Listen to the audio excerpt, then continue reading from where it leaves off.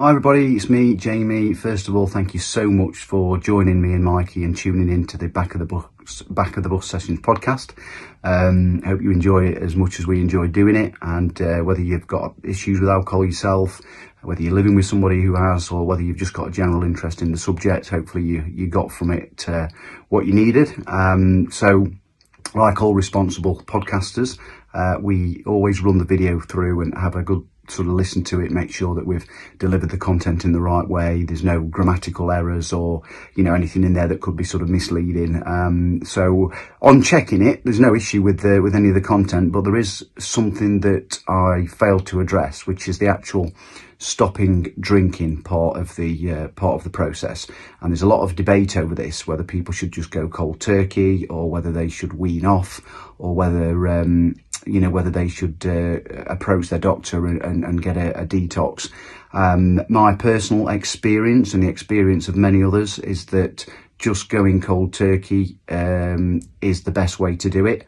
However, depending on how much you drink and what you drink, that can lead to seizures and other health problems.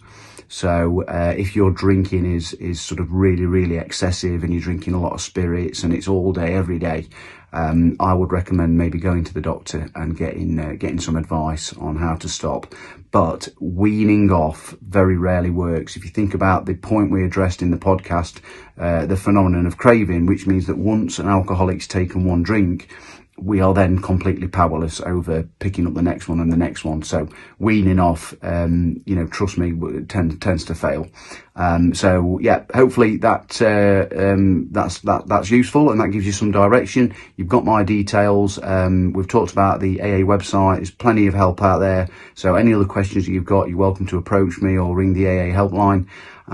So all that's left to be said is, once again, thanks for tuning in, and I really hope that, even if one or two people pick up some of the advice and stop drinking, then we've achieved what we set out to achieve. Thanks again. Hello, and welcome to the Old Farm Bus Podcast. This is the Back of the Bus Session.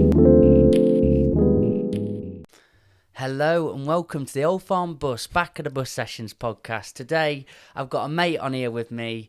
He's a bloody lovely mate. He can talk for England, but on this podcast, that's what we like. So welcome aboard, Jamie Booth. Sounds almost like I should have had Jamie. Like when you walk out for your fight, Jamie, too smooth to move, Oh, yeah. Booth. Well, it's called like a prefix, isn't it, to the name? I love that. What would yours be? That is what it was, mate. Too smooth to lose. Yeah, too smooth to move. To move. So when I was, because I'm in sales, always been in sales, and when I was a retail sales guy, I was the guy that did all the sales training. I was supposedly the best salesman.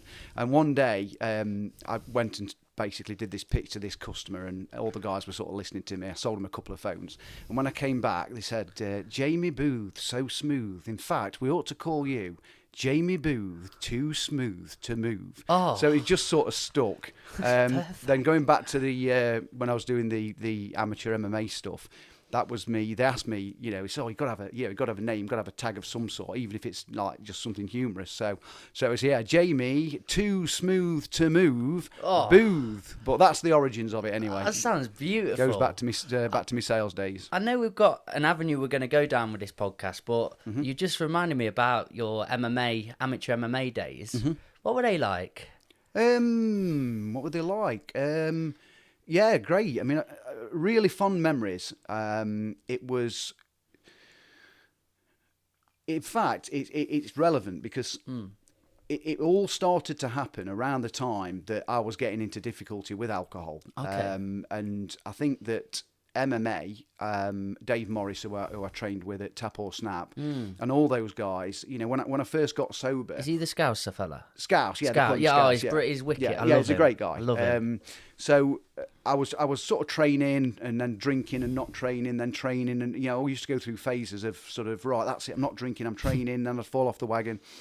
When I finally got sober, it was around the time they started doing these white collar MMA things. Awesome. So Dave came up and said, right, we're going to sign you up for this. So like the training camps and the regular attendance at the gym and the sort of camaraderie that you get, and really helped me in the early days. It was just a very welcome, very healthy sort of distraction at that time. And I mean, the fighting itself was only sort of amateur club level. It was nothing, it wasn't UFC standard or Bellator or anything like that. But it was great fun. The training camps were fantastic. Met some of the nicest people I've ever met. Some of which are still great friends. It's an interesting thing with MMA because, like, and I've discussed this before. You go to an MMA gym, so basically you're mixing with a bunch of trained killers, really. Yet they are the nicest people you could ever wish to meet. They're the most humble, the most decent, the most honest people. Yet you go to a golf club, or sorry for anyone listening that's a tennis player or a golfer, but they tend to be like really cliquey. I've experienced people being like really arrogant, and this is our club, we don't want you to be part of it. Whereas you go and train with those guys in a spit and sawdust gym, and they're lovely. So in answer to your question, very, very fond memories. Still sort of do a little bit do jiu-jitsu with my son. So that's great. That's like a lad and dad thing that we do. So always coming out with a bloody nose for some reason. I love it. I love it. It's still my favourite sport to watch. Same. I'm a bit too old to compete anymore. Certainly at the sort of striking and what have you. But it's got a special place in my heart. I used to really enjoy it. Really enjoy it. The thing you just said then about how close that community is.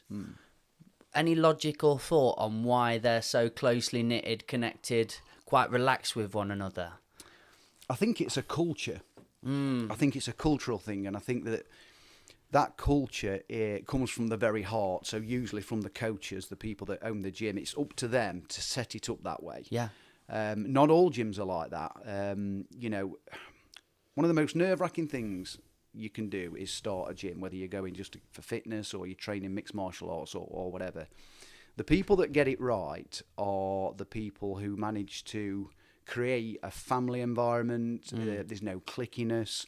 It's all inclusive. There's people at all sort of stages in their training. And I just think that apart from it being a really nice thing to do, to be friendly and to be helpful, it's also good for business. Yeah, because that's the gym you'll go back to. So, and I don't know, there's just something about training with a group of people, and then when it's your turn to walk out and fight, they're cheering for you and they're in your corner. I wouldn't liken it to sort of being at war, but I know. I think do you know what I know mean? exactly what you're like saying. They're like your brothers and sisters. Yeah. Like you're all together. Like there's only one of you in the cage, but there isn't. There's all the people that's helped you with the prep. There's the people that's in the corner. So there's an element of that as well. But yeah, I mean, I always found, the gyms that I trained at were just very helpful, very friendly, very down to earth, very humble, and it's a cultural thing. It's the way that whoever founded that club, it's the way that they set it up. Probably is the element of when you're being dominated in MMA or in a boxing ring or whatever it is always humbling. And there's always somebody that's there to humble you. As good as you are, you're going to get your arse handed to you at some point. And it feels painful at the time. But then you go back into the gym and you treat people with that level of respect. Well, we get humility from humiliation. Yeah. That's where it comes from. So that's a great word. But in a respectful way. So if somebody taps you out or gets you in an armbar or a triangle, have you been knocked out before? I've never been knocked out. No, I've been tapped out plenty of times, and I've sustained a few blows. But the whole thing is, it's all very respectful. Somebody beats the crap out of you for 5 minutes or submits you. But then it's you're bowing, you're hugging, you're thanking them for the experience of the training, and that's how everybody gets better, by training with there's no sort of unhealthy rivalries, people falling out with each other because somebody got one up on them in a sparring session. There's none of that, not in my experience. And anyway. even if there is ever, it gets squashed out straight away. They get told that isn't how you behave in this discipline. Absolutely right. You need to come over here, shake hands, and talk this out. Yeah, absolutely. I mean, I've had a little bit of experience. I went to one particular gym, and there was a guy there who used to attend the sparring sessions on a Friday. But what he would do is he would literally beat the crap out of newcomers. So, like, you get someone who's brand new, who's finally had a few lessons, plucked up the courage to spar, and then this guy, whereas everyone else is like, look, you're a new starter, so we're just going to work on some things, we're just going to go steady. This guy would just beat them up. Yeah, I've seen that. And he very quickly got ejected from the gym for that reason, because it's not the right thing to do ethically, culturally, and it's not the right thing to do for business. Yeah, those people completely. are never going to come back. So, but yeah, the MMA stuff is it's a great scene. Yeah, I loved it. I think it was in a Rogan podcast. He said it's the highest level problem solving with the maximum consequence.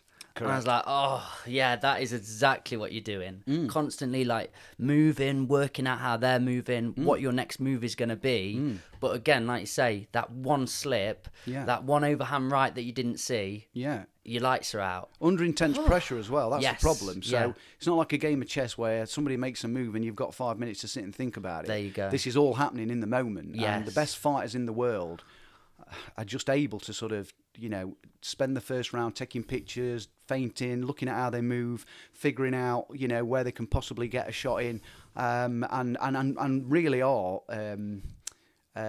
strategists. Yes, great word. It's great to watch. It's one of those things. If you've done it, when you watch them, you think, God, how on earth did he get from there to there? Or how did he work out that when he did that guy was going to do that? And it's fascinating to watch. 100% great to watch. We could do an entire podcast on that. I'm wanting to. At some point, I think that's what we've got to move on to. Definitely. We've definitely both got a common passion there. It runs in my stomach. When I hear boxing talk or MMA talk or do you want to watch the fights, it deeply goes inside and I go, yes, really want to do that. And I don't know all the names of the fighters. I'm not too clued in on the sort of, not logistics, but what do you call it? Household names. And the ranks. I mean, I can't get used to the different weights in boxing. I couldn't name world champions for you at the moment. Bureaucracy behind it. And all that, and the politics and everything. But I could in the UFC, but not with the boxing. But either way, if it's combat sports,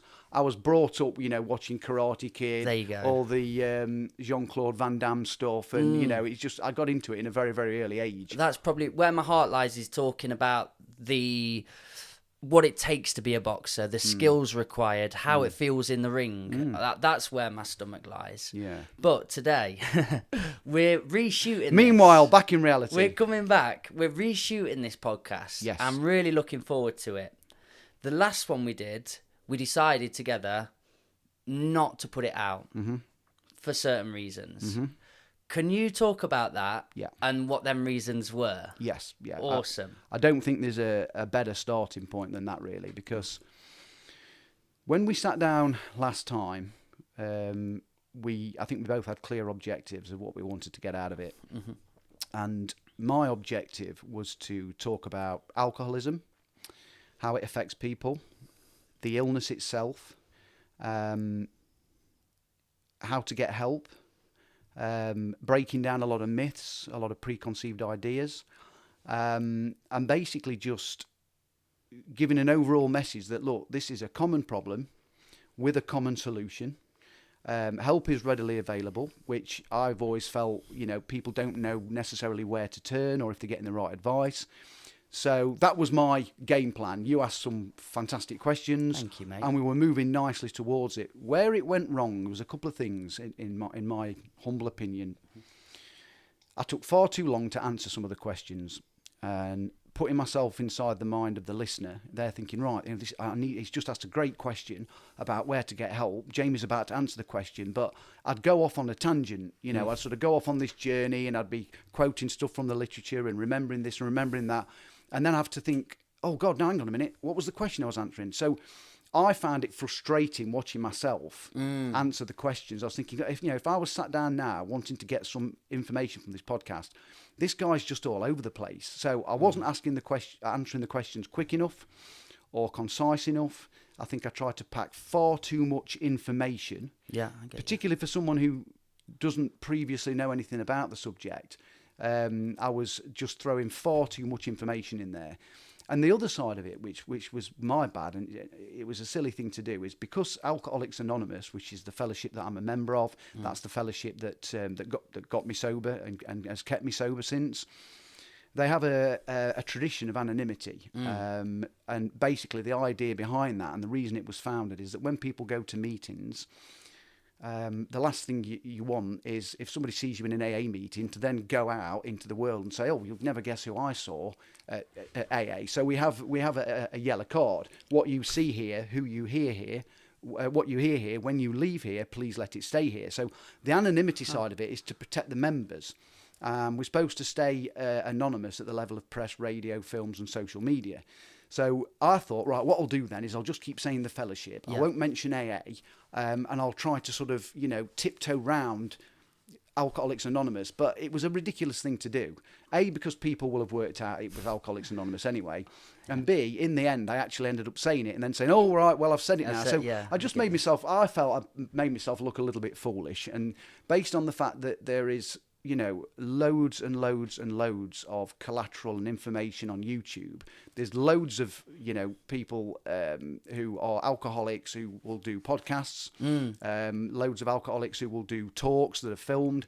So it was really unnecessary for me to go down that route. So watching it back, I thought it was too long. I wasn't asking the question. I wasn't answering the questions quick enough.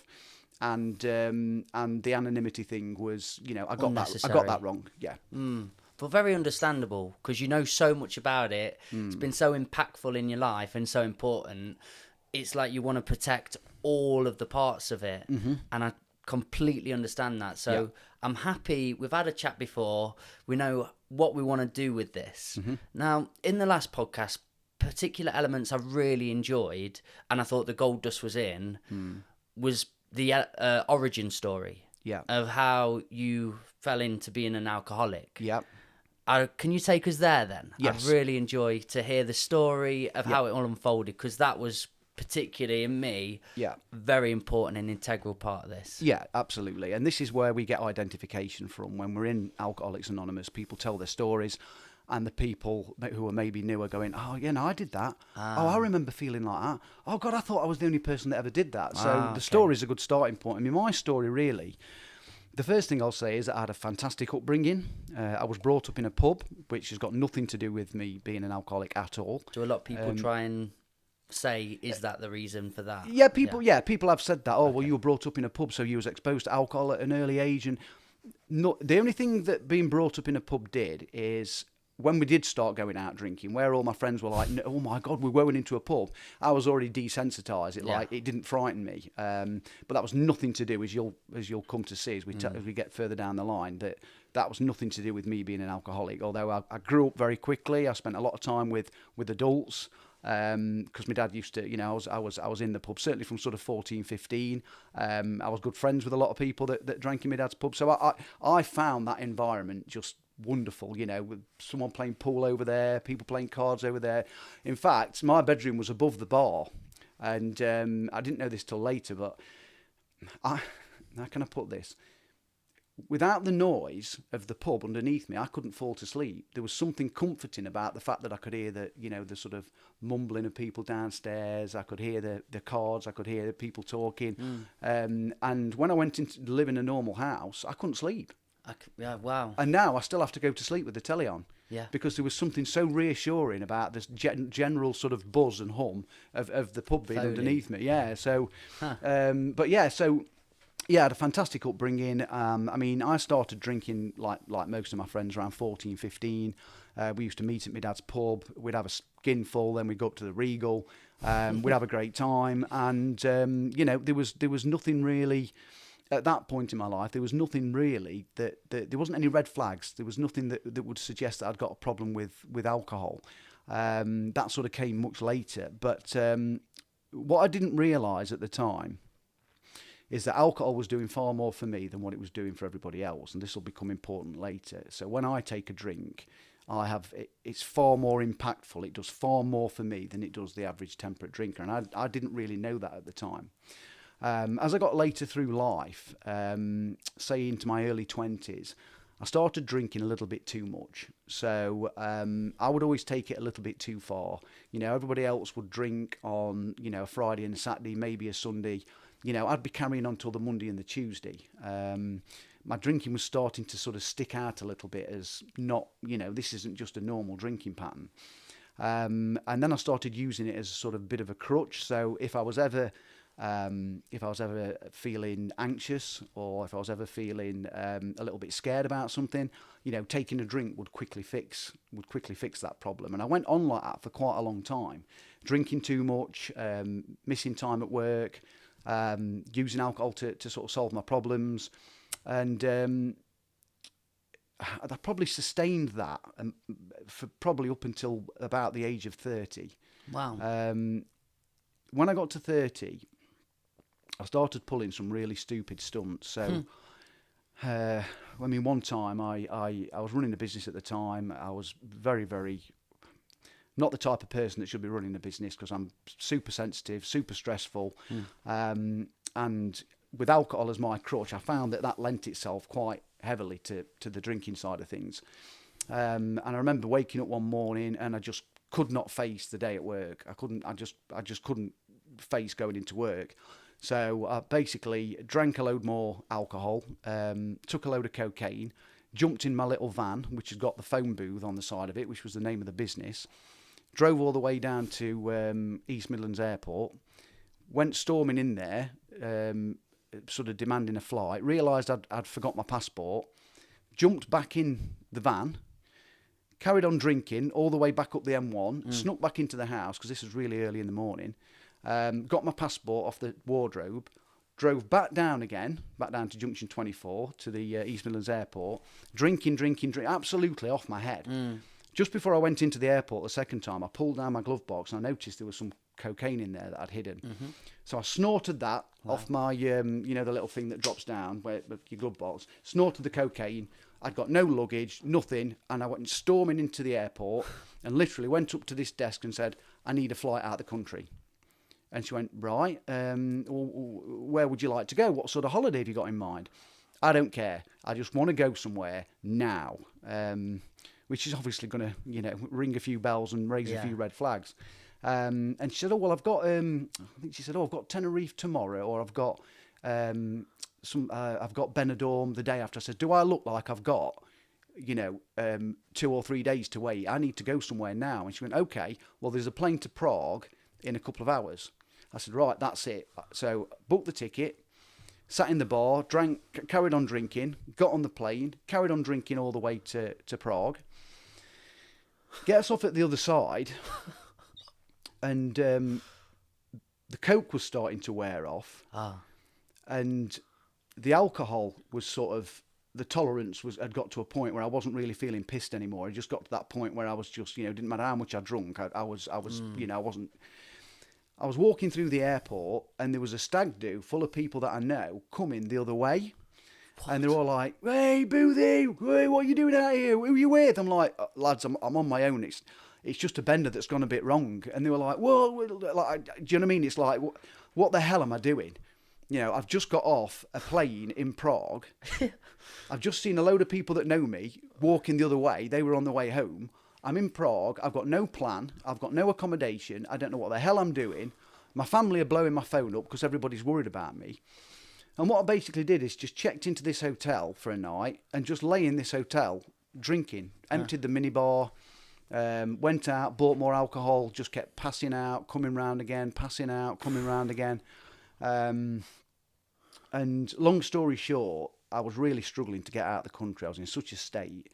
I couldn't walk. The hotel threw me out. No one had picked me up in a taxi. It took me, I forget how long it was now, but it took me hours and hours to actually get a taxi to the airport. Eventually got a taxi to the airport. God, I was my head was in such a mess. I was trying to figure out like plane, flight times and stuff like that. Eventually I managed to get myself on a flight back. I'd got my mate on the phone saying, you need to get yourself back. Anything could happen to you out there.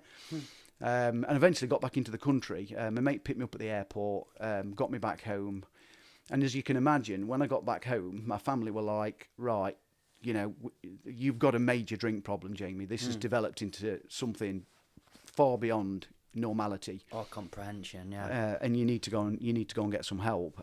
So under duress, and with my family sort of demanding that I do something about it. Because in my mind, you see, it was always like, oh, it's just a bit of a blip. That's the problem with the alcoholic. In my mind, it's like, oh, what's everybody panicking about? This is just, it's nothing to worry about. I'll get back to normal. I'll be fine. That's the insanity of alcoholism. But to everybody else, it was like, this guy's got a major problem with alcohol.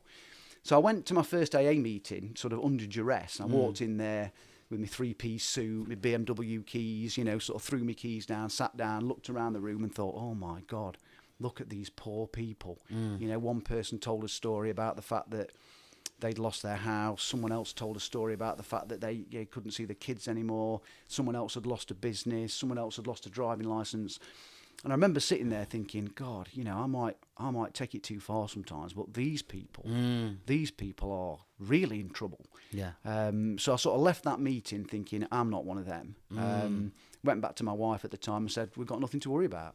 In fact, I even told her some bullshit about, they've spoke to me, they've asked me about me drinking, and they've said, don't worry, mate, you're not an alcoholic, you just need to calm down, which they didn't no say one's ever said. No one's ever said in an AA meeting ever. So that was sort of, wow. So I'm sort of around 30 at the time. And that story I've just told you, there was nothing quite as extreme as that, but similar things kept happening. I'd go out on a Thursday to pick something up from the shop, end up nipping for a pint, bump into someone that I knew, turn up again Tuesday. I was always going like disappearing acts, not turning up for meetings, not turning up to open the shop. Alcohol was really starting to take more and more and more. And then that crucial turning point came in my life where I woke up one morning just feeling so hungover, and I got to go to work. I think I'd got a meeting with the accountant or something. I was shaking, I was in a real mess, and this thought came to me, well, if you take another drink, maybe you'll be all right. So I took that morning drink for the first time and went from feeling absolutely shit to feeling actually pretty good.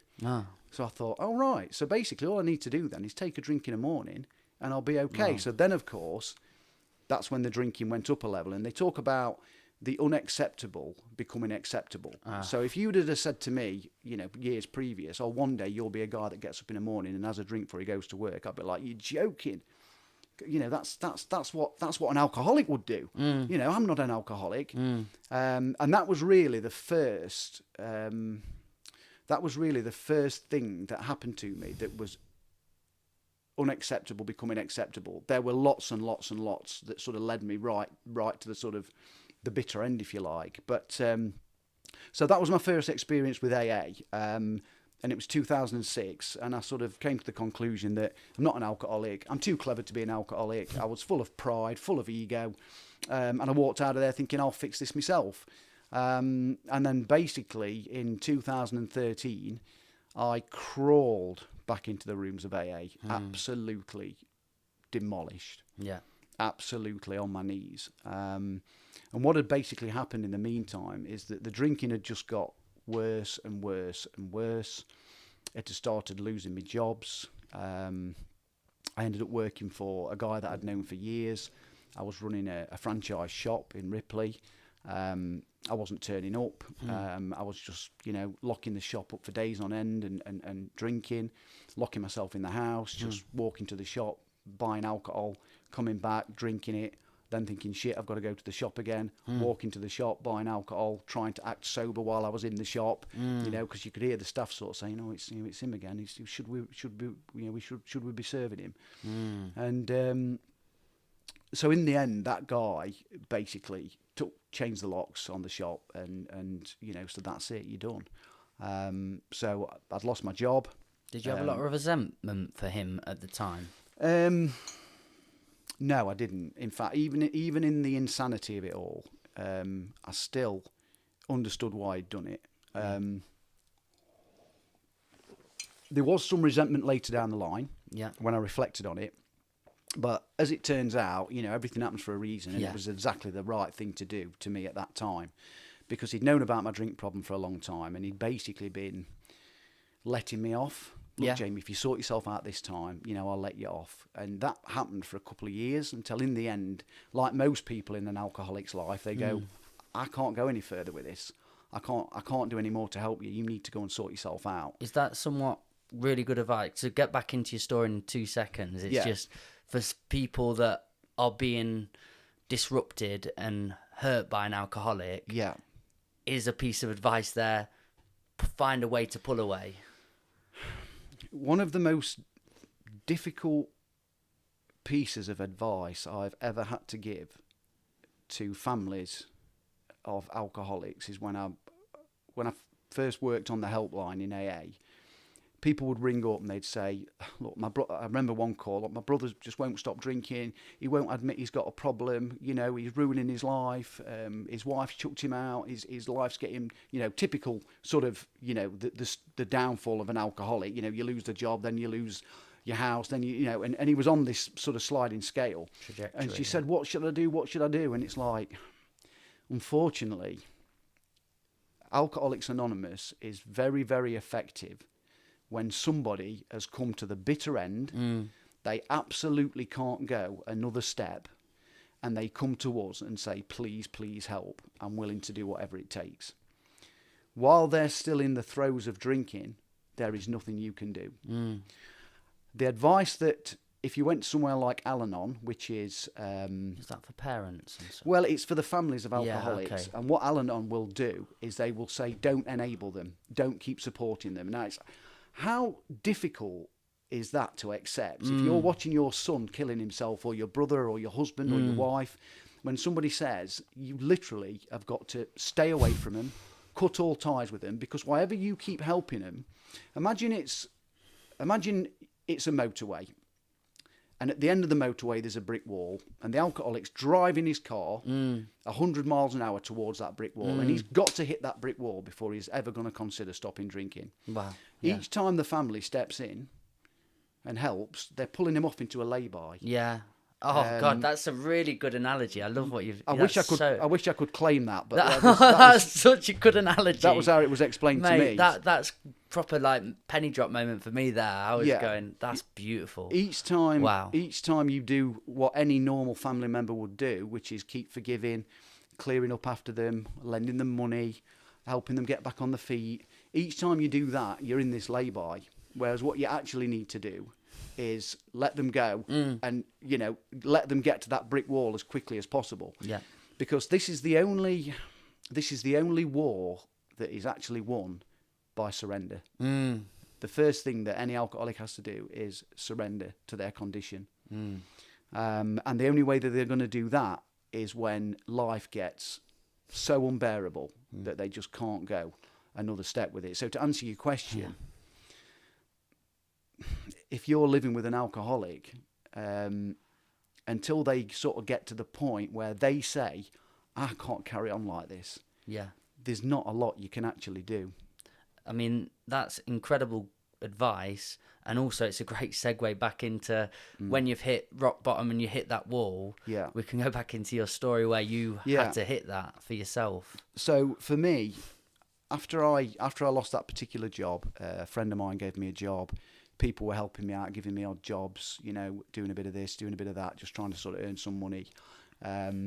But in the end, you know, because I hadn't made the choice to stop drinking, I was still trying to sort of drink and convince myself that everything would be all right, that I'm not an alcoholic. Basically, what happened in the end was I'd got a woman in my life at the time who meant an incredible amount to me. She'd met me whilst I was a drinker. She'd heard that I was a bit of a lad. But, you know, we fell in love. And during that first year with her, she lived with me at my house, which I was barely managing to afford. And what I managed to do for about a year is I wouldn't drink in the week. I'd just drink at sort of weekends. And one fateful weekend, I got into a huge argument with somebody, and it just triggered off like a huge, fierce, like anger in me. And I picked up the drink, and I just couldn't stop. So for about 2 weeks, I was just on the settee, drinking, passing out. And she kept feeding me. kept trying to snap me out of it.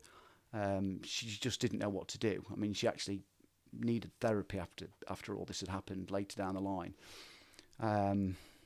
So she, after my last bender, if you like, was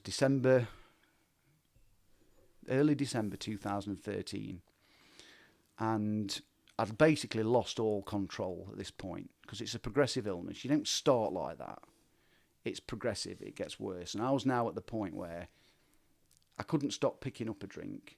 And when I picked up a drink, there was no gauge as to when it was going to stop. I had to be stopped. Whether it was an ambulance, whether it was passing out, whether it was getting arrested.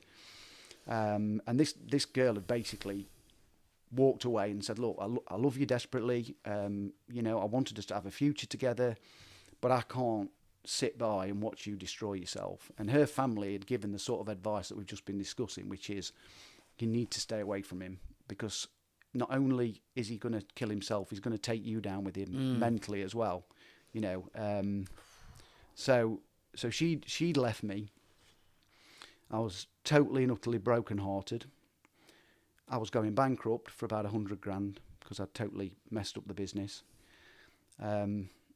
My friends weren't answering the phone to me. They'd washed their hands. They just didn't know what else to do. So they'd gone down the same route of just need to stay away from him. He's just too heartbreaking to be around.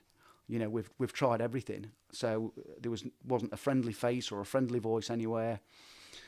Even my own mum, who'd always been my biggest defender, if you like. She'd always been the one that had protected me. Always been the one that had said, look, Jamie's just going through a bad time because, he's lost his marriage. Jamie's going through a bad time because he's lost his business. I'm sure he'll pull himself round. He'll be okay. Even my mum, whose spare room I was living in at the time, had started to look at me as if to say, there's something really wrong with you, Jamie. Even my own mum had started looking at me differently. Wow. And that was heartbreaking. That was heartbreaking, because the way that my mum's always looked at me is how, he's with love and compassion and affection and, unconditional love. And that look had changed, and towards, on that last bender I went on, what I actually did, on several occasions was, I'd still got keys to the house that was being repossessed. So I'd lock myself in there and I was drinking. But I'd go round and knock her up in the middle of the night and basically beg her for money so I could buy more alcohol. That's how bad it got. And if you'd have shown me a video of me doing that, when I first went into AA and threw my keys down, Mr. Arrogant, like, this is not what I need. You lot are all, you lot have got no willpower. You lot have, I'll never let it get that bad. If you'd have shown me a video then of what was going to happen to me, I'd have sat down and listened to what those people had to say in 2006. Either that, or I would have just disbelieved it and said, that's not my future. There's no way that could ever happen to me. My mum described it later as she was being robbed in her own house by somebody that resembled her son, but wasn't her son. Like I'd been taken over by something evil, which I had. Yeah. The alcohol had I went into a zombie-like state where I was walking into shops and just picking up bottles of cider and walking out. Did nobody mean anything to you?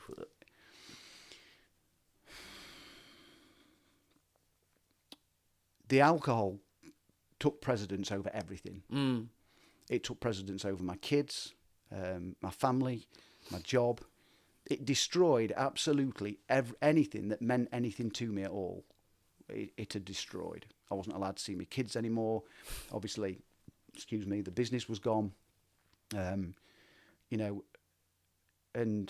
the whole thing with my mum, the normal Jamie would. You ever seen that advert about abuse, where there's a guy watching himself in a scenario where he's basically abusing his girlfriend, and he's stood at the window actually watching himself doing it, and he's banging on the window going, no, don't do it, don't do it. It's a bit like if I could have seen myself doing what I was doing, I'd have been screaming, Jamie, no, don't do it. Don't do that to your mum. So your true self was in there somewhere, but Yeah, very, but just very, very clouded deeply and buried under the poison of alcohol and Yes. the mental illness and everything else that went with it. So I managed to stop drinking. After that, I managed to stop drinking for a couple of days. I was living in my mum's spare room, and all I'd got was some clothes and a blue box. And in this box, all it had was my divorce certificate, my bankruptcy certificate, loads of paperwork about the repossession of my house. It had loads of information about the community service that I was doing at the time, because sadly I did some very regrettable things and some illegal things while I was in the throes of the madness. And that was it. That's all I'd got to show for my life. Just in one box. Long gone were all the awards for best salesman and all the accolades for what I'd achieved in business and all the other things. All that was gone. All that was left was this box, as a horrible reminder of the damage that I'd done to myself and those around me. So I came to the conclusion that it was time to kill myself. And for anyone listening to this that's been through, that's had these emotions, they'll understand. When you get to the point where you want to kill yourself, if you get to the point where you want to kill yourself, it doesn't come to you in like a moment of mad panic. I'm going to kill myself. I'm going to kill myself. It came to me in the most calm, assured, precise, measured way. It was like, yeah, that's the right thing to do. I've tried to stop drinking dozens of times. I've got up off my knees, cleaned myself up, made my apologies, rebuilt my career, rebuilt my relationships, only to pull it all down on my head again and then have to start again. And that had happened repeatedly. And I'd got to the point where the damage was just too much. I'd gone too far. I couldn't see a way back. And I was just sat on the floor in my mum's spare room thinking, right, if I can just get a bit of money together, I can buy some vodka, I can buy some painkillers, I'll go back to the house that I've still got the keys to, and I'll kill myself that way. I'll just take as many painkillers as I can, drink as much vodka as I can, and just pray to God that I never wake up. That was the plan. It wasn't a cry for help. It was, this is what I'm going to do. I need to check out. I need to check out early. Now, bearing in mind, the bit I've sort of missed is that I did have a little go at AA in between 2006 and 2013. I had sort of tried it and relapsed and tried it and relapsed. But I had learnt a couple of things. And I remember talking to a couple of guys in AA, and they talked about having a higher power, whether it's God for some people or the universe or whether it's nature. They said the way that we got sober is that we truly believed that there was a power that existed, a good power, a good force that could pull them out of this horrific hole they got themselves into and keep them sober. And I remember saying, I can't visualize it. I can't see it. I was really struggling to get my head around it. They went, look, you don't need to visualize it or see it. You just need to know that it's there and be willing to get down on your hands and knees 2 or 3 times a day and keep asking for help. And I was like, I'm not a religious person. I don't really believe in the Bible. I don't think I can do that. I don't think that's for me. But as I was sat there cooking up my little plan to kill myself, I thought, you know what? I've got to this point, in for a penny, in for a pound. I got on my knees. I'd never prayed before in my life. I got on my knees, and it went something like this. God, if there is a God, or if there's anybody there, please, please, please, can you take the pain away? I don't know what I'm saying, I don't know who I'm talking to, but please, if there's somebody or something there, can you please take this horrible pain away? Because I was just in emotional agony. 45 minutes later, I got a text message. And it was from the lady that I've already mentioned, was actually engaged. We actually got engaged. And it said, and I think I've still got the message. I think I took a screenshot of it. It said, "Something is telling me I need to call you. Despite my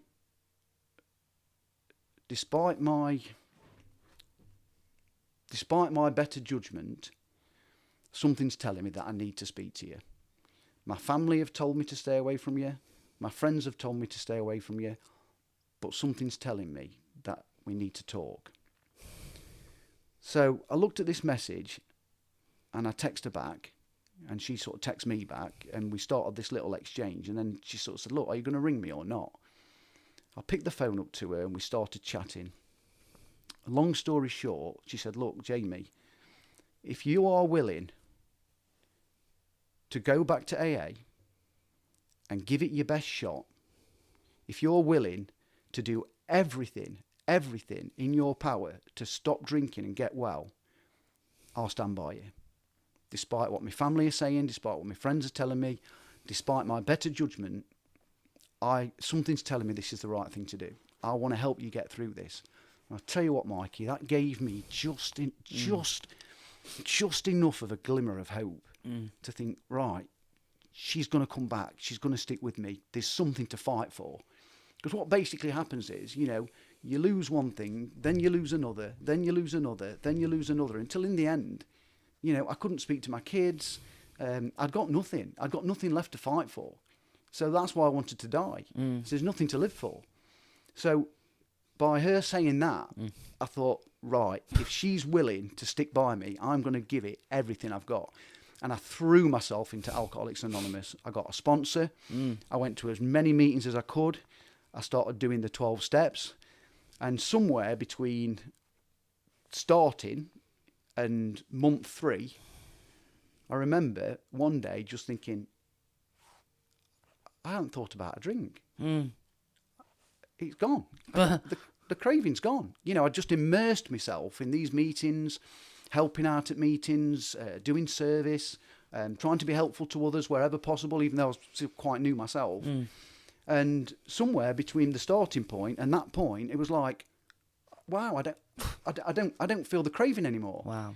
And what my sponsor explained to me at the time is that you've had, a change in psyche. Part of you has changed. It's almost like a rebirth. And all you need to do now is maintain it. You've got to keep doing what you're doing. We've got to go through the steps.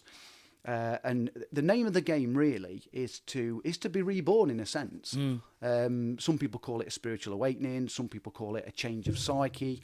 Other people call it just a complete mental shift. I've heard it described in lots of different ways, but the whole point of going to AA and doing these steps is that you get to a point where you go, I don't need to pick up a drink. Alcohol's got nothing to fix. And that's what AA does, and that's what the 12 steps do. You see, the problem is with alcoholics, and this is the bit that I certainly didn't know, and a lot of people, don't understand, is that alcoholism is an illness. It's a twofold illness. It's an obsession of the mind, which means no matter what we do, no matter what we put between ourselves and alcohol, no matter what we try, no matter how much willpower we apply, we will always end up picking up a drink. The temptation is just, we're powerless. We're powerless against it. We will always return to picking up that first drink. The second part of the illness is what they call the phenomenon of craving, which develops a little bit later in some people. In me, it came later. In other people, they said they had it sort of from the beginning. I'll move on to that in a second. But basically, so the second part of the illness is the phenomenon of craving. So once you pick a drink up, that's it, all bets are off. It basically, our minds and bodies break the alcohol down in a completely different way. So rather than getting sick of it and thinking, right, I've had enough, the craving just gets worse and worse and worse. So you're drinking to quench a thirst that you can't quench. So that's why it always ends up in either passing out, getting arrested. When I pick up a drink, I can't tell you where it's going to end. It could end up in Prague. It could end up in, it could end up in Ripley Hospital. It could end up in a jail cell somewhere. So that's the illness itself. But a lot of people don't get that. they think it's a lack of willpower, or people are just idiots, or they don't know how to run their life. You know, some of the people I've met in AA, you know, I've met a Boeing 747 pilot that once flew to Italy back to England in a blackout. I met a surgeon who actually came out of a blackout halfway through an operation, and was looking at his colleagues to try and remind him what the operation is. Oh my God! You understand what a blackout is? Yeah, It's not being passed out. It's when you're still moving around and functioning, but part of your brain is completely shut off. So you don't recall any of it. You know, I've met architects, I've met doctors, I've met bricklayers, I've met joiners, I've met all walks of life in AA. And the point I'm trying to make there is that don't think that it's upbringing, education, whether you're middle class, whether you're upper class, you know, the people that you associate with, none of those are necessarily a factor. It doesn't discriminate. No, the illness does not discriminate. So I met some fascinating people in AA, but the illness itself needs treating. And basically, here's the problem. And this is the bit that I felt last time it took me too long to explain. For me, as an alcoholic, and I look back to when I was a kid, I was always restless, irritable, oversensitive, nervous, frightened. I'd always been very, very highly strung as a kid. So when I found alcohol, and I didn't realise this was happening to me at the time, remember what I said about alcohol doing more for me than it did for other people? So whereas normal people take a drink and it just gives them the nice, pleasurable, the pleasure that they get from taking a drink, what it did for me is I got that pleasure as well, but it also put out the flames of the fear and all the anxiety and all the other stuff that was going on. So it's a mental illness in the sense that I'm not comfortable in my own skin. I'm always worrying about something. I'm always frightened of something. I'm always oversensitive about something. You know, I'm the guy that if his boss doesn't speak to him for 2 days, that's it. I'm going to lose my job. You know, I'm the guy that if somebody doesn't, somebody sends me a certain text message and I read it wrong, you know, they fell out with me. I'm trying to think of good examples where I completely, they call it a disease of perception, where I completely and utterly skew reality. My idea of reality is not in alignment with reality. Yeah. So I'm constantly worried, frightened, panicking about stuff. So when I picked up a drink, it took all that away. So alcohol was basically the solution. It's like you're entering the Matrix then, but through a very bad device. Correct. Correct. So the name of the game is, if alcohol's the solution, because it takes away all that anxiety and all that fear, and I can't drink anymore, so I've basically got a body that can no longer process alcohol and a brain that can no longer process reality. I'm knackered, you know, because I need to keep drinking because I think it's the only thing that's keeping me sane, but my body can't process it anymore. So, you know, that's when you're at the end. That's when it goes one way or the other. You either get well or you die. Yeah. And that's where I was. So the idea with AA is to get that person to a point where all the fear and all the other sort of character defects, as we call them, are laid to rest, and you get to a point where you become comfortable in your own skin, you become happy, you become grateful, you become peaceful, and basically alcohol's no longer got anything to fix. So that's why you don't need a drink anymore, because it gets rid of all the tension and all the things that lead you to a drink. You see, I didn't know that was happening to me. Yeah. I just thought there was something wrong with me that made me like alcohol more than everybody else. I didn't realise that I'd got this whole mental issue going off. I didn't realise I had a disease of perception. I thought my way of looking at the world was right. So it's only through AA that I've actually learnt this stuff. And, you know, and I've continued to do that now for 8 years and 4 months. And, you know, I'm very grateful to AA and very, very sort of happy to say that, you know, so far so good. I haven't taken a drink. So, mate, you took me on a roller coaster there. Honestly, I was tearing up. I was having like real gut wrenching feelings. Incredible journey. It brought back a few things for me as well. Mate, it's an incredible journey, and I really appreciate you sharing it to such a degree and so honest. It's quite obviously in AA we do a lot of sharing, so it's a story that I'm used to telling, but it's still still gets me every time. So important, and I can imagine a lot of people listening to this can relate to so many elements of it. I hope so. I know so. I did. So what do you feel then the difference to somebody that can drink responsibly? Mm-hmm. Is it just because they've not got this showering emotions that they're trying to handle? Is that the only thing you feel separates somebody that drinks on a weekend or when they feel fit to, and they're not craving it all the time, to an addict who has a mind, disease of the mind, disease of perception, disease of perception? Yeah. So there are. So let's say there's 3 types of drinkers. So you've got the moderate drinker, which we can forget. Yeah. We've got the problem drinker that looks like an alcoholic, drinks like an alcoholic, but basically they've got a problem with drink. So if they stop drinking, the problem goes away. Right. Then you've got the alcoholic. Okay. So the alcoholic is what I'm trying to describe. So this is the person that's completely mixed up. It could be depressed. I mean, we're all very different, by the way, and I'll get onto that in a second. Just bring it a little close to you. Sorry, that's perfect. I don't know why I'm slowly. No, that's fine.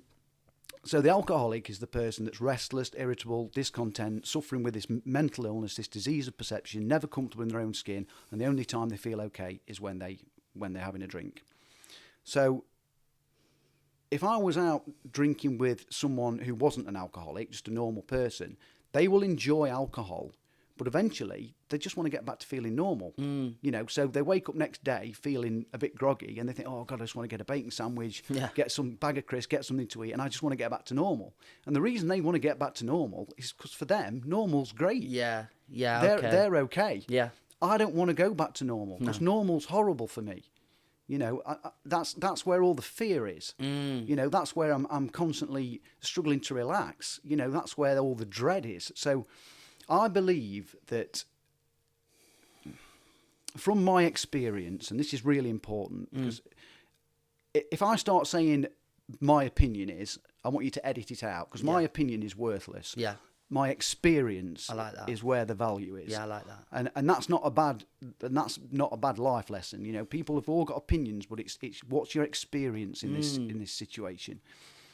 My experience is, from talking to lots of other alcoholics, through working with other alcoholics, and studying the subject, is that alcoholics are born. I think alcoholics and addicts are born. I think we are born with certain character defects that lend themselves very nicely to putting something in our system that changes the way we feel. So in our literature, it describes the 4 instincts that are in a human being. So there are basically, to be human, there are 4 instincts: sexual, emotional, social, and material. So we need the sexual prerogative to reproduce. We need the material prerogative to, well, in the old days, go out and kill animals. In the modern day, go to work. We need the emotional side of it, so we can form relationships and fall in love. And we need the social instinct to be able to find a place in society. So they're the 4 basic ingredients that are, it says in the book, that are right and surely God-given.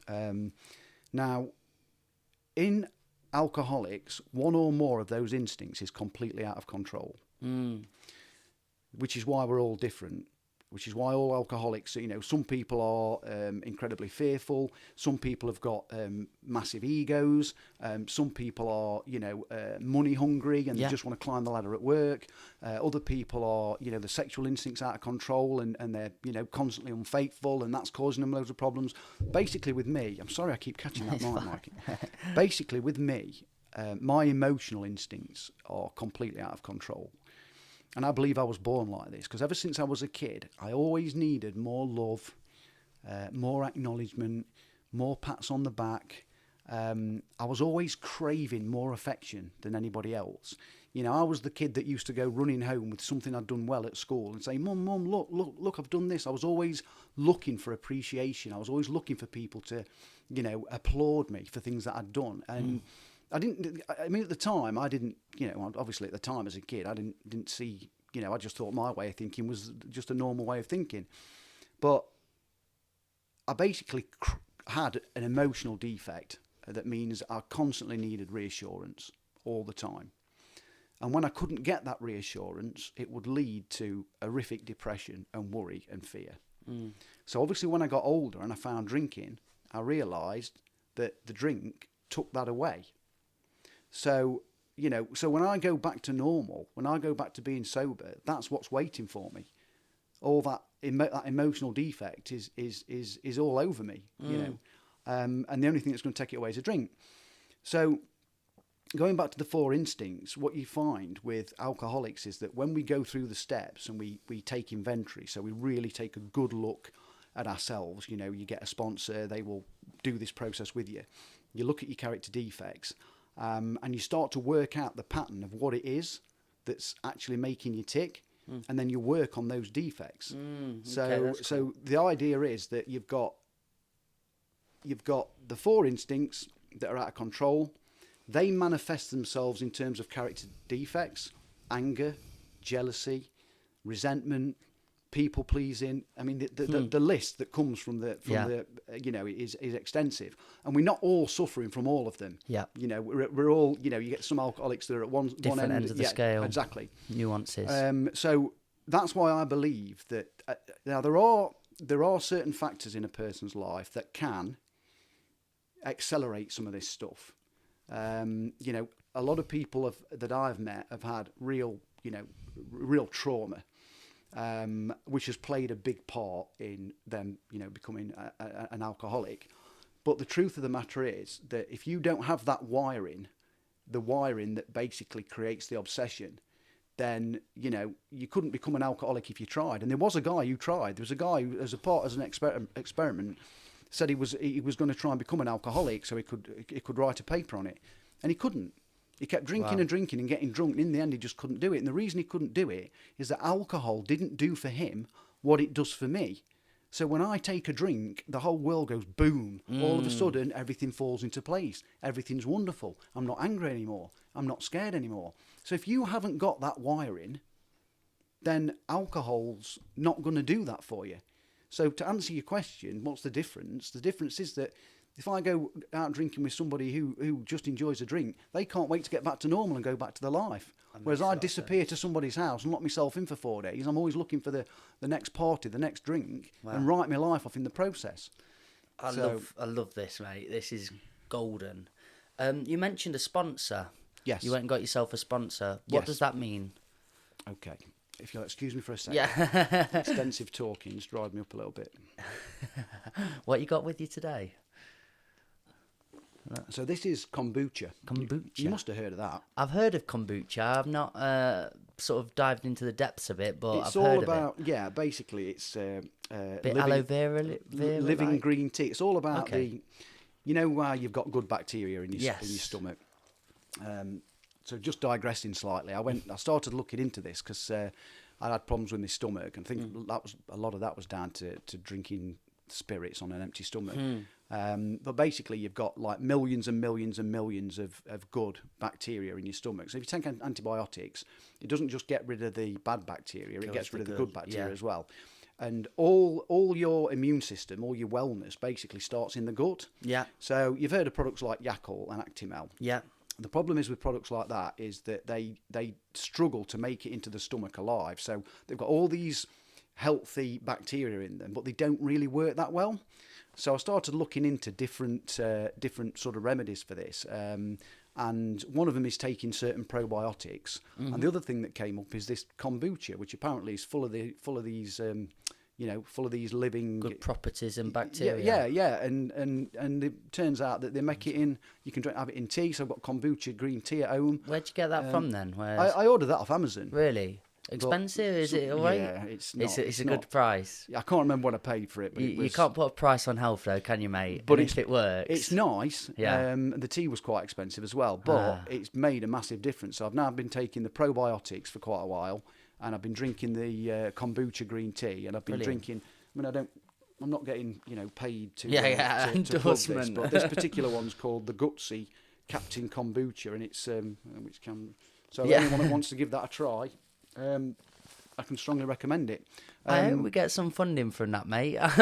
We Yeah, start yeah. getting I hope an somebody's- advertisement that picked up on that. Yeah, it's but yeah, I mean, it's made a big Brilliant. difference to me. I Yeah. certainly feel a lot better. So go to the question of the sponsor. Right.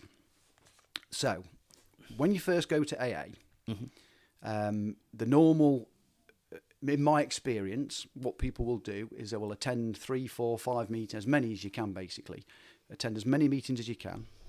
And they will advise you to get a sponsor and start the 12-step program. So a sponsor, usually the way it works, so for me, I went to a few different meetings, but there was one particular guy who, when he told his story, I sat back and thought, so he used to be that bad. You know, his drinking was, I mean, we're talking about a guy who ended up having a liver transplant, and then after 18 months sober, convinced himself it was the old liver that was alcoholic, and that he'd be all right to drink now. I mean, this is the insanity. Wow, You know, okay. the alcoholism will do anything to get you to drink again. The illness, it's like having a devil inside you that's Yeah. constantly trying to waltz you Poking around it, the yeah. scenic route back towards a drink Ha. without it being obvious. I mean, Yeah. that's what we're up against, this thing inside us that wants us dead. So this guy's told Master his... of disguise. Yeah, the best thing that, you know, alcoholism ever did is convince the world it doesn't exist, as they say about the devil. Wow. So after 18 months, he actually drank again. And eventually the hospital said, look, you know, there's nothing more we can do for you. You know, you've already had a liver transplant, which is very unusual for an alcoholic. Normally they don't get liver transplants. You've had your 9 lives. You know, there's nothing more we can do. And literally, with about 3 or 4 weeks to live, his sponsor said to him, because this guy had been quite rebellious, he kept coming into AA and then refusing to do the steps, and I'll do it my way. And in the end, his sponsor came to him, sort of on his deathbed, really, and said, "Are you willing to do it my way now?" And he said, "Yeah." He'd finally surrendered. That's what it took to get him to. That's what it took to get him to surrender. And then he tells this story of how, you know, how his recovery began, and, you know, and the things that he felt, the things that he learnt, the changes inside him. So I heard his story and I thought, that's my man. I want what he's got. I want to feel how he feels. So I approached him and said, you know, mate, is there any chance you can take me through the steps? He said yes, which is actually part of the steps. Step 12 is to take people through the steps and help other people. That's the whole point, to get the message and carry it on. You know, you've got to give it away to keep it. That's what sponsorship's all about. So my advice is, you know, you come to AA, you wait until you hear someone who you think, yeah, I really like the way that they describe it, their understanding of it. Someone that's been sober a little while, someone that's worked the steps, and approach them and ask them if they'll take you through the steps. And they'll take you through the steps. And that's what a sponsor is. Wow. And the steps are basically designed to iron out all the kinks in your personality, get you to be able to keep your character defects at bay and become at peace with yourself. And, you know, I drank to get away from being Jamie. Being Jamie was horrible. It was too uncomfortable. I hated it. So, you know, I got to get to a point where I liked myself again. I was comfortable with myself. I liked the guy that was looking back at me in the mirror, rather than I went through one phase where I couldn't even look in the mirror. You know, there was so much self-hate. So what the steps do is they basically clear out all that self-hate, all those character defects, all the resentment, all the anger, all the stuff that's been poisoning me, and puts me in a position of, well, I'm okay. Yeah. Why would I need to take a drink? Yeah. You know, life's great. And of course, naturally, once you stop drinking, it opens up all sorts of avenues. I reconnected with martial arts. I reconnected with friends. I got back into things that I'd not done for years. And to the point now, if someone came along and said, guess what, Jamie, there's great news. We can give you a tablet, which means you can have 2 or 3 drinks and enjoy it. You'll be able to go back to the pub and drink again. I wouldn't want it. Wasting my time. Why would I want that? Yeah. You know, I haven't got time to do that. You know, I do jiu-jitsu 3 times a week with my son. Training. I do 3 to 4 AA meetings. I get involved with sponsoring people. What a community to be in. Get involved with all sorts of other AA related stuff. I've got a full-time job, which you know, so my life's full. Yeah. I'm helping me, showing my daughter how to drive at the minute. Brilliant. You know, I mean, that itself, if you think, I often say to people that if somebody said to me when I first came to AA, look, there's one thing we can guarantee you, you'll get your relationship back with your children. That's it. Yeah. That's all you're going to get. That's enough for me, yeah. I'd say I'll take that deal. Yeah. I'll take that deal all day long. If that's all I get out of this, is that I get to watch my children grow up, I'll take it. I'm in it for that. The truth is, there's been multiple other benefits. There's been so much. Relationships that have been repaired, things that have happened that I just could never have dreamed of while I was drinking. Things to do with my career, my personal life. It's just been one hell of a journey. So you see, I've lost my point again. This is what I did last this is time. what we do. This is what we're here for. It's a podcast. So basically, that's it. I was going to go back to so spending time with my children now. I mean, I remember my sponsor saying to me when I first started, or me saying to my sponsor, I've figured out a way to stay sober. He said, oh yeah, what's that then? I said, I've just imagined this picture of me kids stood at my gravestone, looking at it, thinking we wish we had a dad. And he laughed. And he said, if you think that's going to keep you sober, you're wrong. That will not keep you sober. And that's when I first realised that I was dealing with something that was far more powerful than my own will and my own thinking. But yeah, I mean, I've now had, 8 years and 4 months with my children that I wasn't really entitled to, that I shouldn't have had. I was going to kill myself. Yeah. I'd made a mess of my life. It was over. I was determined to end it. So every day is now a blessing. I'm out showing my daughter how to drive. I'm training with my son. My son's like my best mate. We're into the same music. We're into the same sport. We spend loads of time together. And it's like, what a gift. What a privilege. And we talk in AA a lot about gratitude. We always say a grateful alcoholic will never drink again. So I'll always be an alcoholic. That never goes away. I'll always have to keep treating the illness. Like any killer illness, it needs a high dosage of medication. And for me, the medication is AA. It's the 12 steps. It's the prayer. It's the meditation. It's all the stuff that goes with it. The taking inventory. The making sure you're doing the next right thing. I'll always need to do that. But providing I do, I get another day and another day and another day. So I've got a gratitude list of all the things that I'm grateful for. And it's nothing. I mean, I haven't got any money. I haven't got property. I haven't got anything like that. But I've got my life. I've got my sobriety. I've got my kids. And I've got all the other stuff that basically means I can function and move around this planet like a normal, responsible human being who's fit to be a parent, who's fit to be a son and a brother, who's fit to work for somebody. What a gift. People huge. like me, end up in asylums or, dead. Yeah. And the percentage is terrifying. The last time I sort of heard any statistics, it was like, if you imagine everyone who's an alcoholic in the UK at the moment, if you take that number, whatever it is, only 10% of them will actually come to the point of surrender and realise that they're alcoholics and go into recovery, go into Alcoholics Anonymous. If you then take that figure, only 5% of them will die sober. Wow. So the odds are really stacked against us.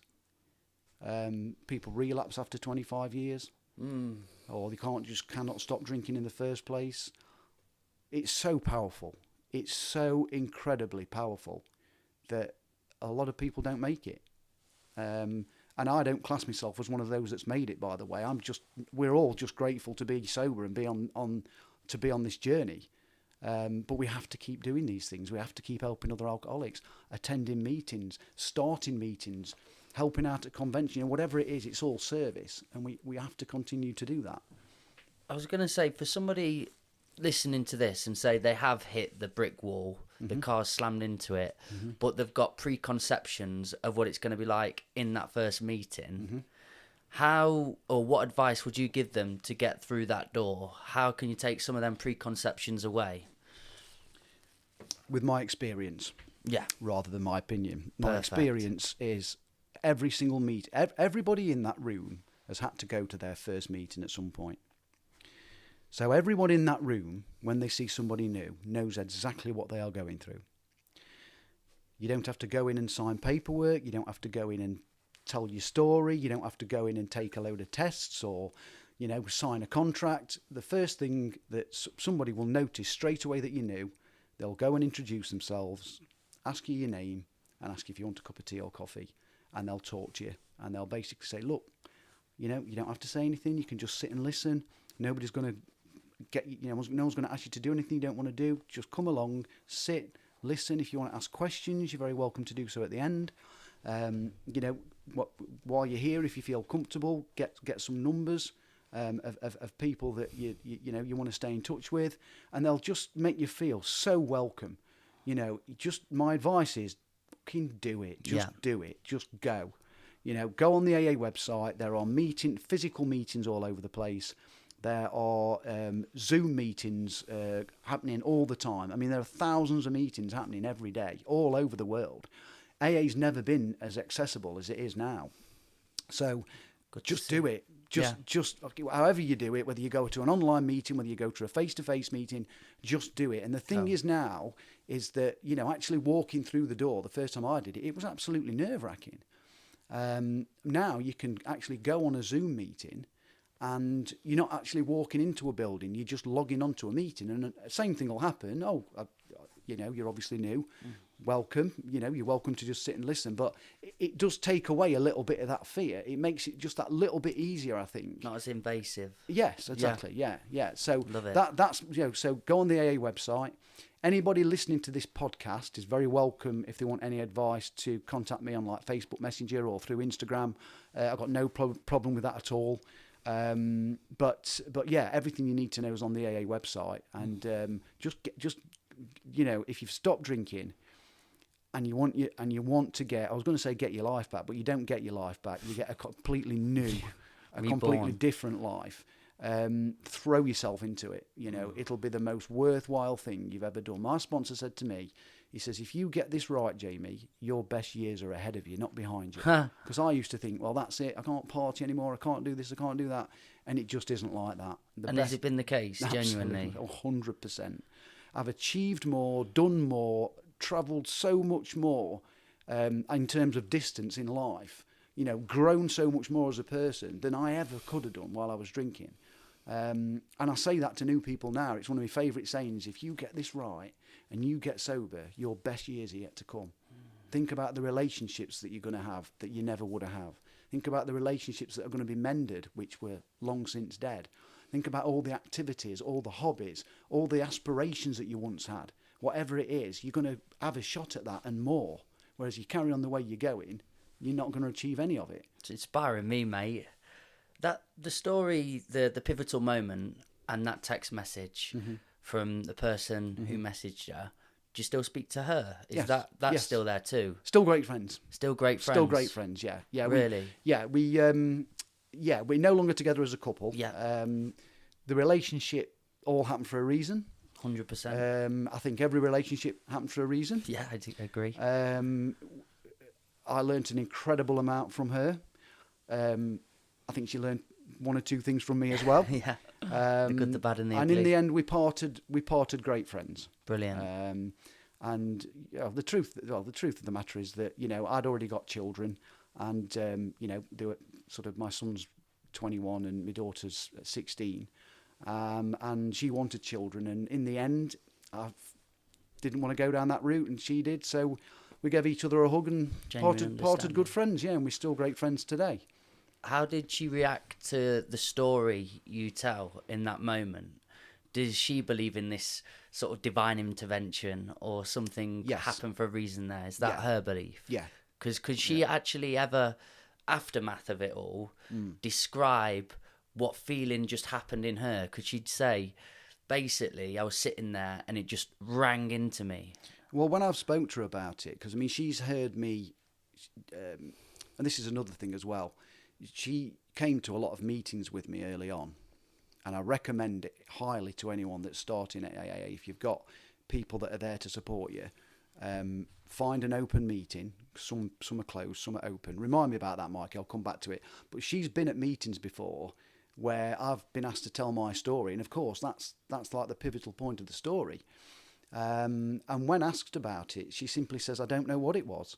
It just, something came over me, saying it was like a fear, like something's going to happen to Jamie, I need to ring him. And that's how she described it. Wow.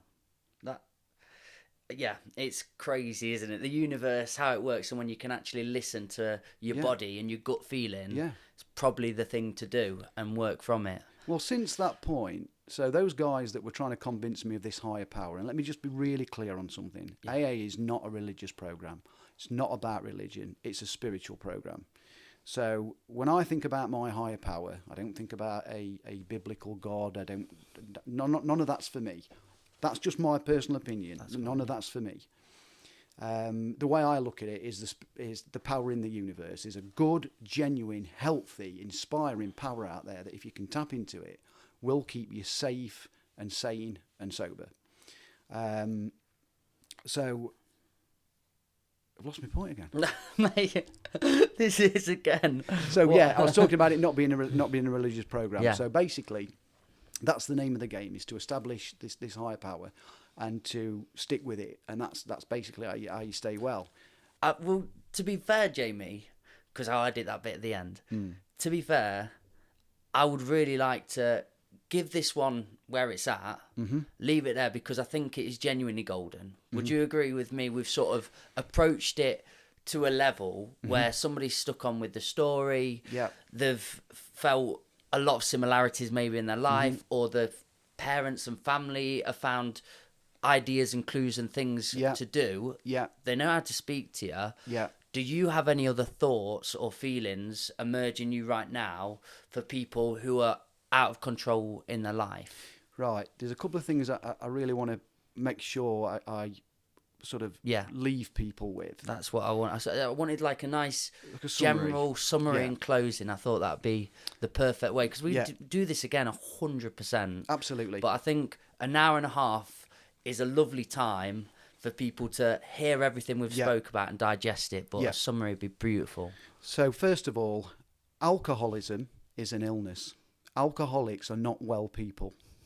And unlike if somebody's diagnosed with cancer or kidney failure, they don't get the same sort of sympathy for obvious reasons. But it is that serious. It's a mental illness and they need help.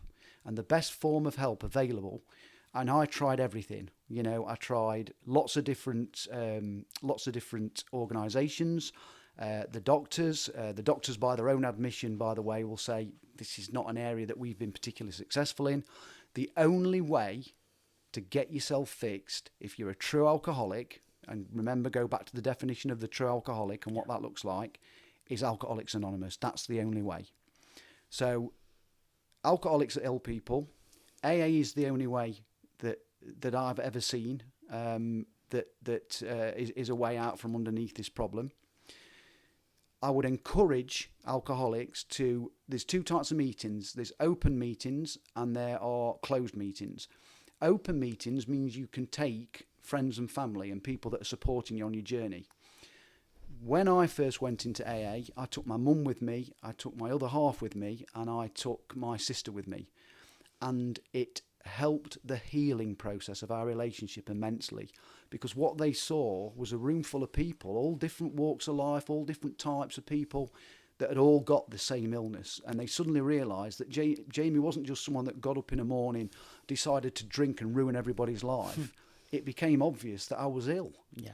So that accelerated the healing process massively with my family. And I would really encourage people that if they're at the start of their journey and they're lucky enough to have family that want to support them, find a couple of open meetings and take them along. I think that's really, really important. 3 to 4 meetings a week is the minimum, I would say. Get yourself a sponsor, throw yourself into the steps, prioritise AA, put that in front of everything, because without your sobriety there's nothing. So people say, I haven't got time to attend that many meetings. Well, you found the time to drink. And what sometimes happens, and I've seen this numerous times, is people come to AA, they get well, and they think, right, brilliant, step aside AA, I'm going to go back and get my career sorted, I'm going to get my goals back. And they end up with this huge, massive life and this tiny little AA program. And that's when it's relapse time. So you have to make it, you have to put it in front of everything. So if you're suffering with what I've described, there is help available. There's plenty of it. You can get access to it. And if your experience is like mine, and I hope it is, Your best days are yet to come. Dude, you couldn't have finished that any better. That honestly just rang through me and gave me shivers. So I appreciate today, mate. I'm so happy we did redo this. Yes, me too. Everything happens for a reason. Yeah. The way you've just told that story, everything you've explained Yeah. was stunning. And I just want to say a massive thank you. I really mean it. No, thank you, mate. Thank you for having the patience and tolerance to let me do it again. I know you put a lot of work into editing the first one, and I did feel a bit bad about that, but the message has got to be right, mate. I completely... We had a good chat before, and I stand by what I said. You know, when it's a musician, an artist, somebody who's got a talent or a passion on here, we'll just talk about anything. Jake Paul, what he's up to, the bit of boxing, and I love a bit of entertainment, and we can talk for 2, 3, whatever hours.